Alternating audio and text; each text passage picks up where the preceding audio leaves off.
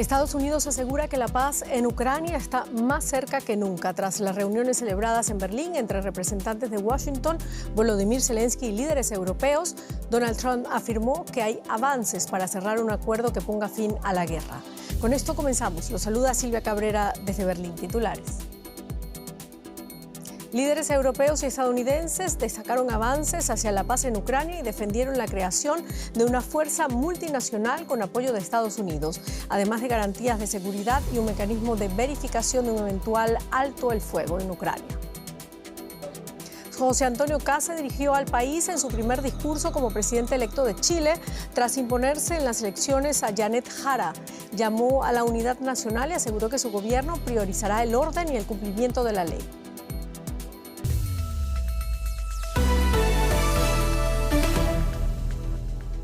El presidente de Ucrania, Volodymyr Zelensky, afirma que las conversaciones de paz con los negociadores estadounidenses han sido productivas, aunque nada fáciles. Lo dijo tras mantener conversaciones en Berlín destinadas a alcanzar un acuerdo de paz que ponga fin a la guerra en Ucrania. Zelensky señaló que quiere garantías de seguridad claras para su país por parte de Estados Unidos y Europa antes de considerar hacer concesiones territoriales a Rusia. Ha estado bajo fuerte presión por parte de la administración Trump para ceder territorio a Rusia a cambio de la paz. Una recepción con el presidente alemán, conversaciones con el canciller alemán, una comparecencia ante líderes empresariales y una cena con aliados europeos. Volodymyr Zelensky pasó 2 días en Berlín participando en intensas conversaciones destinadas a poner fin a la guerra de Rusia contra Ucrania. Sin embargo, las reuniones más importantes tuvieron lugar casi por completo a puerta cerrada. Las que sostuvo con los negociadores estadounidenses Steve Witkoff y Jared Kushner. Una vez finalizadas, el presidente de Ucrania afirmó que las conversaciones no fueron fáciles, pero sí productivas. Hemos escuchado de Estados Unidos que habrá garantías de seguridad similares al compromiso de defensa colectiva de la OTAN, el artículo 5, y ese es un primer paso. Luego, la cuestión del monitoreo de un alto el fuego. Yo diría que esta es la base misma de las garantías de seguridad. El canciller alemán apeló al Kremlin para que detenga los ataques contra Ucrania y acepte el plan de paz conjunto elaborado por Estados Unidos, Europa y Ucrania. Quizá los líderes rusos aún conserven un mínimo de decencia humana y dejen al menos a la población en paz durante unos días en Navidad. Y quizá ese podría ser el comienzo de conversaciones sensatas y constructivas sobre cómo alcanzar una paz duradera en Ucrania. Tras las conversaciones en Berlín, el gobierno alemán espera que los negociadores estadounidenses convenzan al líder ruso Vladimir Putin de aceptar el plan de paz. Un funcionario estadounidense en Berlín dijo que el 90% de los temas entre Rusia y Ucrania ya se han resuelto, pero aún no se ha fijado una fecha para la próxima reunión con los rusos. Y conectamos a esta hora con Paola Álvarez. Ella es la que está siguiendo para nosotros estas negociaciones, líderes europeos, la Unión Europea y Zelensky. Paola, los líderes de la Unión Europea y Reino Unido que asistían esta noche al encuentro de trabajo con Zelensky y la delegación estadounidense han publicado una declaración conjunta. ¿Qué puedes destacarnos? Sí, Silvia, es una declaración que básicamente viene a subrayar los resultados positivos de estas negociaciones que venimos contando, que además detallan una serie de puntos que van a seguir para acompañar y apoyar a Ucrania hacia la paz, pero que sobre todo destaca a la hora de detallar algunos de esos avances en materia de garantías de seguridad que comentábamos que se había dicho que se han producido en estos días. Ya comentábamos que la delegación estadounidense había dicho que Trump se ve capaz de convencer a Putin para ofrecer garantías de seguridad equivalentes al artículo 5 de la OTAN.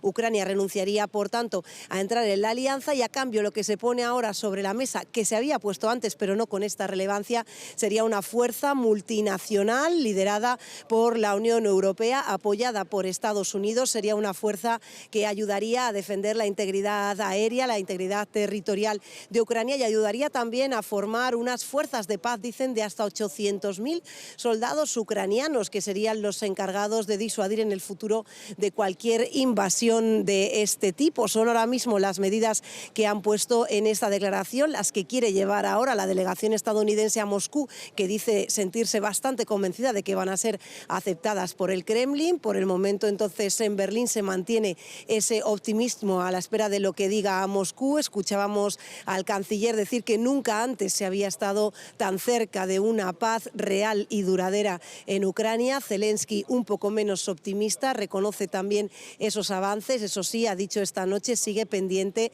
lo decíamos, la cuestión territorial.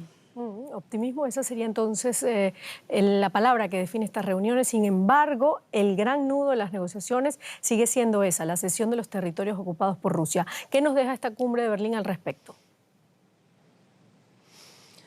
Pues nos deja como la tarea pendiente en realidad. Silvia, sabemos que es de lo que más se ha hablado esta noche en esa reunión de trabajo en la Cancillería, en la que, como decíamos, ya no estaban solo Merz, Zelensky, la delegación estadounidense, sino una docena de líderes europeos, incluidos los presidentes de Consejo y Comisión, también el secretario general de la OTAN y por videollamada incluso el presidente Donald Trump. Sabemos que en esa declaración conjunta también los líderes europeos han recalcado lo que decía Merz, que cualquier decisión territorial va a depender del pueblo ucraniano, va a depender del presidente ucraniano. A él, a Volodymyr Zelensky, le ofrecen además todo el apoyo en caso de que considere necesario llevar a cabo algún tipo de consulta en el pueblo para tomar esas decisiones relevantes sobre la cuestión territorial. Queda en el aire que quizá haya una propuesta intermedia de la que no hayamos llegado a saber, sobre todo por la convicción con la que va esa delegación estadounidense a proponer una nueva cita a Moscú y con la que Zelensky ha dicho que confía en ellos para acercar posiciones también en este terreno.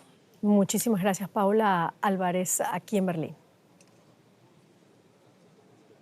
Y la ONU apoya las conversaciones que conduzcan a una resolución pacífica del conflicto en Ucrania, pero dice que aún no ha recibido el plan de paz de Trump. Analizamos el tema con Jesús Núñez Villaverde, experto en seguridad militar. Jesús, tras la reunión de hoy aquí en Berlín, Donald Trump dice que se está más cerca que nunca de lograr un acuerdo de paz en Ucrania.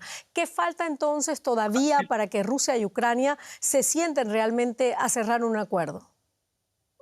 Desgraciadamente, lo que diga Donald Trump a estas alturas, después de haber prometido que iba a terminar con el conflicto en 24 horas y de haber puesto varias fechas que no se han cumplido en ningún caso, tiene poca credibilidad. Pero de todas formas, lo fundamental ahora mismo es que estamos hablando de dos actores, Estados Unidos por un lado, que está muy alineado con Putin, y de una Unión Europea que no es para Moscú un interlocutor válido, igual que tampoco lo es Zelensky. Por lo tanto, todo esto queda a expensas de lo que diga Moscú y de momento nada indica que Rusia vaya a aceptar ninguna de las condiciones que de momento se han establecido, ni el despliegue de una fuerza multinacional dentro de Ucrania, lo ha rechazado reiteradamente, ni tampoco esas garantías de seguridad que si incorporan al propio Estados Unidos van a ser también rechazados por Moscú. Por lo tanto, desgraciadamente no veo que haya pruebas de que estemos más cerca que nunca de la paz.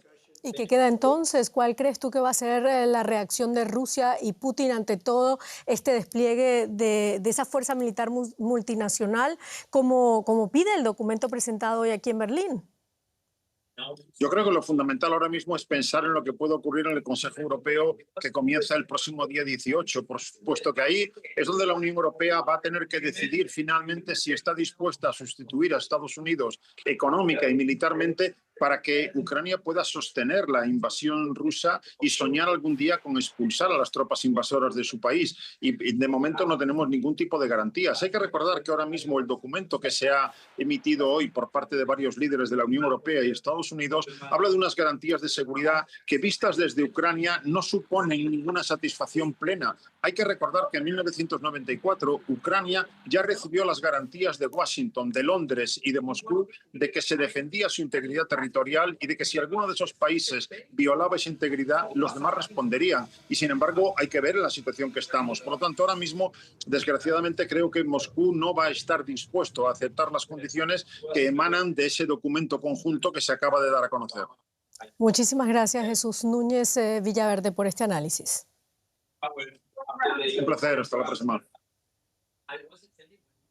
Y vamos a cambiar ahora de tema. José Antonio Kast se dirigió al país en su primer discurso como presidente electo de Chile tras imponerse con claridad en las elecciones de este domingo a Janet Jara.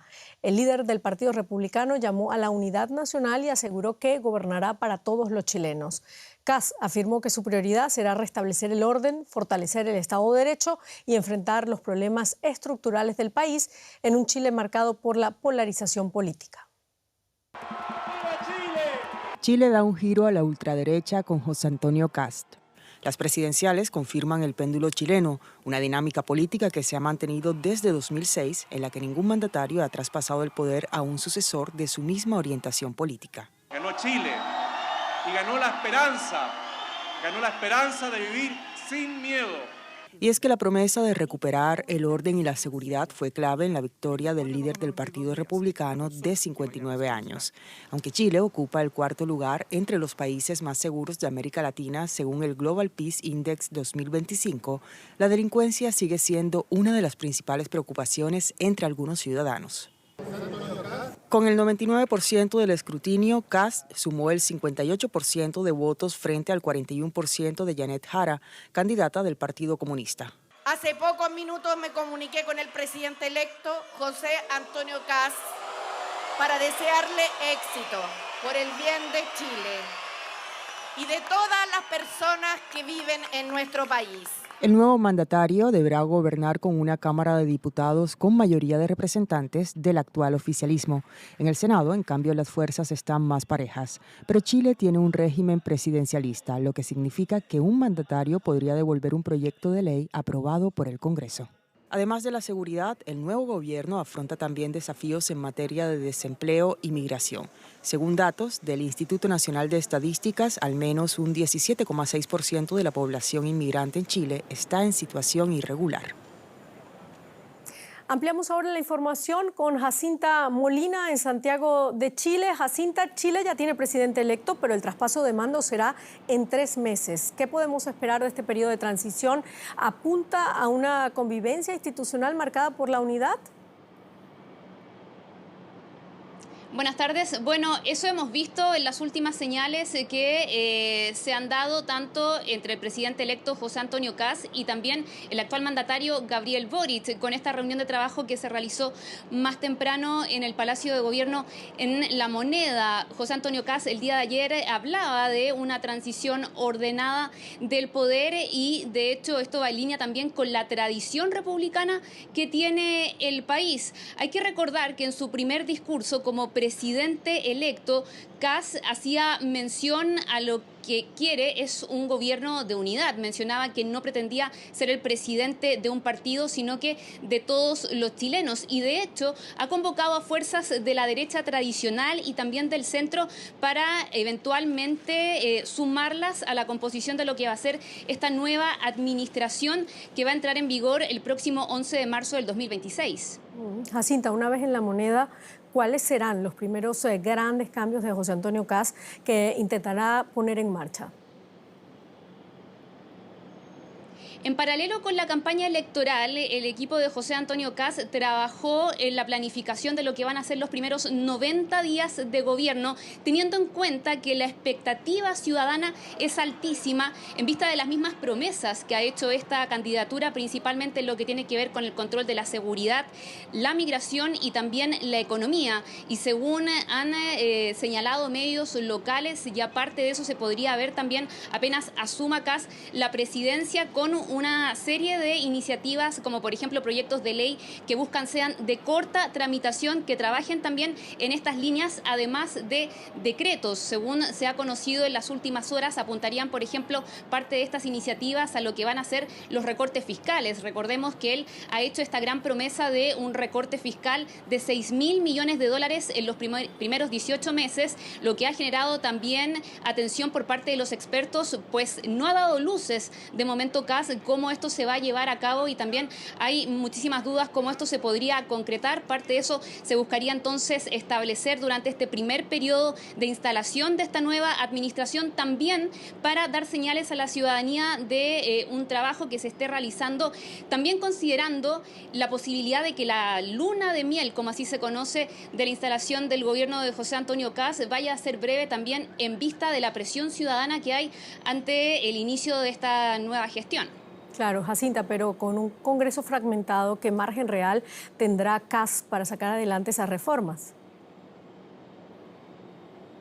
Eso es algo sumamente importante porque va a necesitar de otras fuerzas políticas, principalmente de la llamada derecha tradicional. Señales de eso ha dado, por ejemplo, lo que va a ser la conformación de los equipos de cara a armar su futuro gabinete, pero además en materia parlamentaria. Y ahí va a tener un rol clave el Partido de la Gente, el partido del ex candidato presidencial Franco Parisi, quien ya ha dicho que va a ser oposición a su gobierno, pero que muchos analistas dicen va a ser una colectividad que va a actuar como bisagra también para eventualmente poder apoyar las reformas del futuro gobierno de José Antonio Kast. Y esto con un antecedente no menor que tiene que ver con el rol opositor férreo que tuvo el Partido Republicano, el partido del presidente electo. Ahora muchos están esperando cómo va a ser también la actuación de este partido y del futuro mandatario en vista de que ahora van a tener que gobernar y la expectación es altísima acá en Chile. Claro, muchísimas gracias, Jacinta Molina, desde Chile. Nos vemos. Y seguimos hablando de este tema, pero en la economía con Rosa Casals. ¿Qué tal, Silvia? Así es. Tras la victoria del ultraconservador José Antonio Kast, una de las preguntas clave que se presentan ahora es cómo cambiarán las políticas económicas en Chile. Una de las principales promesas electorales de Kast es reducir el gasto público en 6.000 millones de dólares en 18 meses. ¿Pero cómo? Aunque el presidente electo dijo que los recortes no afectarían a las prestaciones sociales, no ha detallado qué sectores quedarán afectados. Entre las promesas que sí concretó están la de eximir del impuesto territorial para la primera vivienda a las personas mayores de 65 años y reducir el impuesto de sociedades a las empresas para impulsar la inversión. Kast también prometió durante la campaña incrementar el gasto anual en seguridad e impulsar la persecución de la economía sumergida en el país. Según datos de la Organización de Cooperación y Desarrollo Económicos, OCDE, más de una cuarta parte de los trabajadores del país están empleados en el sector informal. Semana clave para la negociación del acuerdo entre la Unión Europea y el Mercosur. El sábado, al margen de una cumbre en Brasil, está previsto que la presidenta de la Comisión Europea firme el acuerdo comercial negociado durante más de 25 años.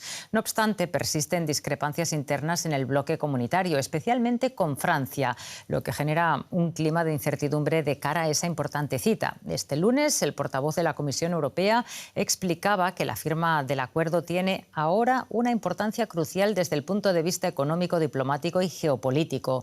Pues lo cierto es que las economías del bloque europeo se enfrentan a la creciente competencia de China y a los aranceles de la administración Trump. En ese contexto ha aumentado la presión entre las capitales europeas para cerrar un acuerdo que podría ampliar los flujos comerciales a ambos lados del Atlántico. El Tribunal Supremo de Estados Unidos podría anunciar en los próximos días su decisión sobre la legalidad de la autoridad del presidente Donald Trump para imponer aranceles globales. Es un caso de profundas ramificaciones internacionales. Y el sentimiento generalizado es que la máxima autoridad judicial los declara ilegales. Dos tribunales ya fallaron este año en ese sentido y se espera que la decisión del Supremo sea inminente.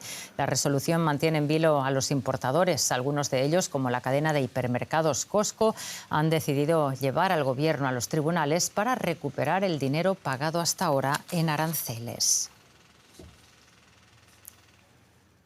Y sobre este asunto tiene más detalles nuestra compañera en Nueva York, Ana Nieto. ¿Qué tal, Ana? Muy buenas noches para ti. Cuéntanos qué tratan de conseguir compañías como Costco con estas demandas y qué impacto está teniendo todo este proceso judicial. Sí, Revlon, Kawasaki, la conservera Bumblebee. Estas son algunas de las empresas que han seguido el camino abierto por Costco para asegurarse de que recuperarán los aranceles globales que ya han abonado este año en caso de que el Supremo los declare ilegales.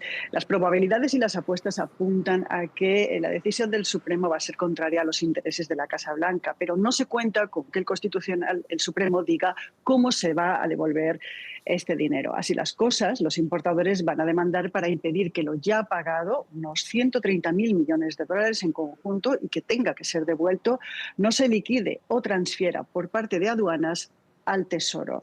Normalmente hay un plazo de unos 300 días para que ocurra esta liquidación, pero se teme que cuando el dinero esté en manos del Tesoro sea mucho más difícil recuperar lo pagado. Es decir, que las cosas se compliquen y se acaben en procesos largos, judiciales y muy costosos que dejen estos millones en el limbo. Los demandantes quieren parar las liquidaciones que la Administración, según varios reportes, está acelerando.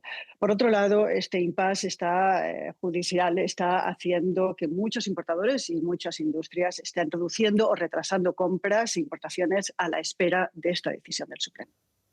Ana, hablemos de otro frente comercial abierto allá en Estados Unidos. Para 2026 se espera la revisión del Tratado de Libre Comercio con México y Canadá, el TEMEC. ¿Se ha avanzado en las negociaciones en este momento tan delicado de las relaciones entre los tres socios?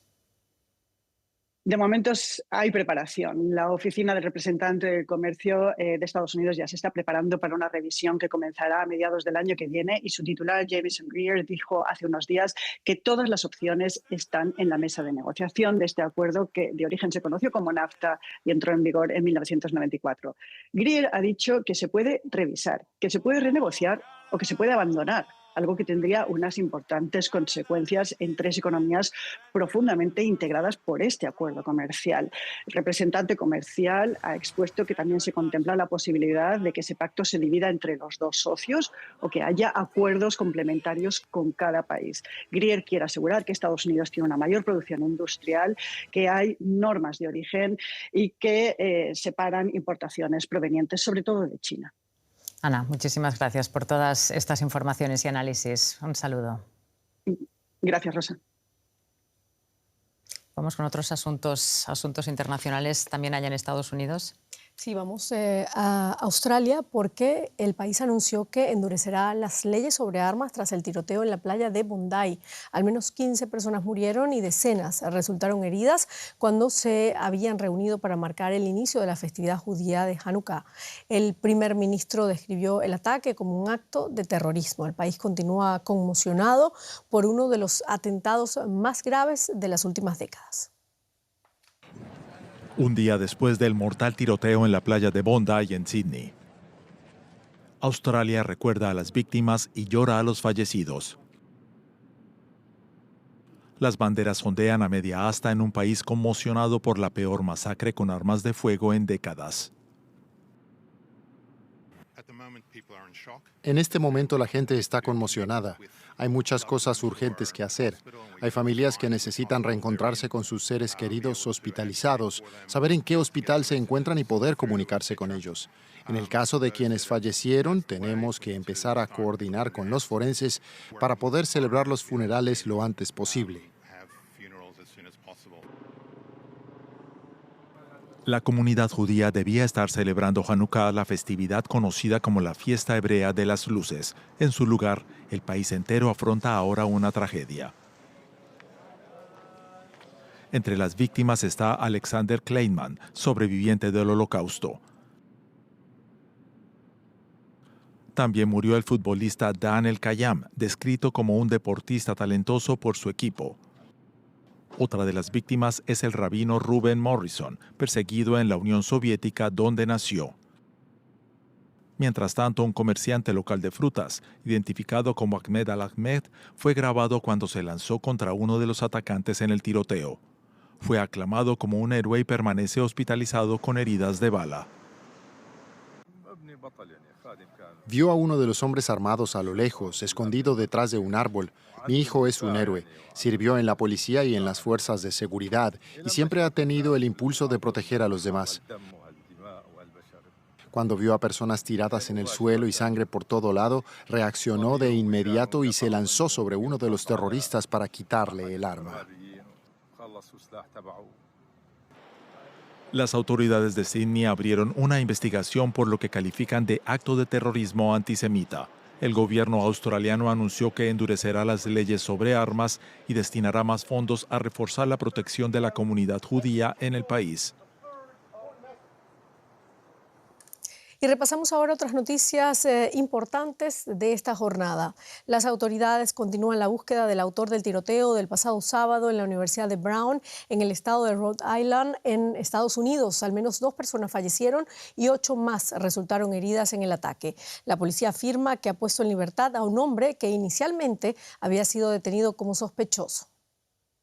Los partidarios del Premio Nobel de la Paz iraní Narges Mohammadi aseguran que su estado de salud es delicado tras su violenta detención la semana pasada.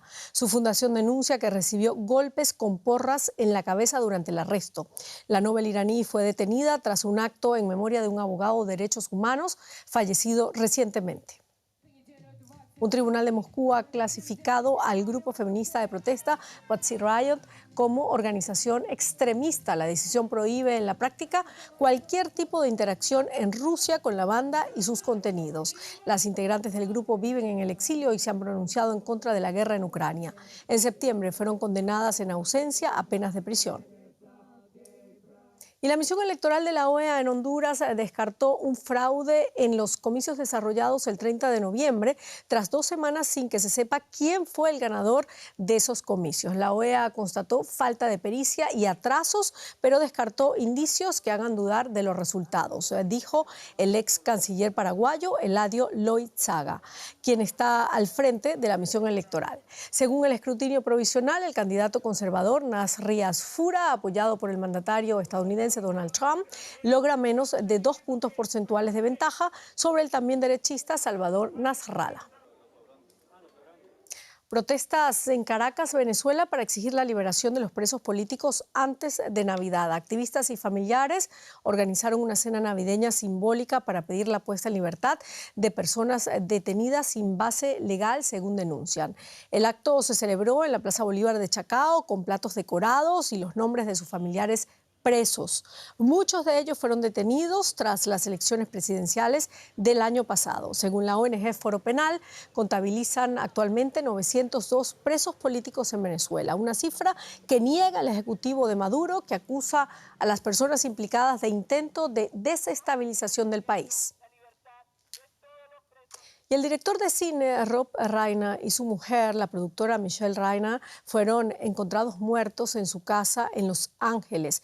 El hijo mediano de la pareja ha sido detenido por la policía de Los Ángeles, que le impuso una fianza de $4 millones, según informó el medio estadounidense TMZ, después de que varios medios señalaran al hombre de 32 años como presunto sospechoso del asesinato. Reiner, de 78 años, es conocido por clásicos del cine como Cuando Harry conoció a Sally o La princesa prometida, entre otros. Y con eso terminamos el informativo. Gracias por habernos acompañado. Hasta luego.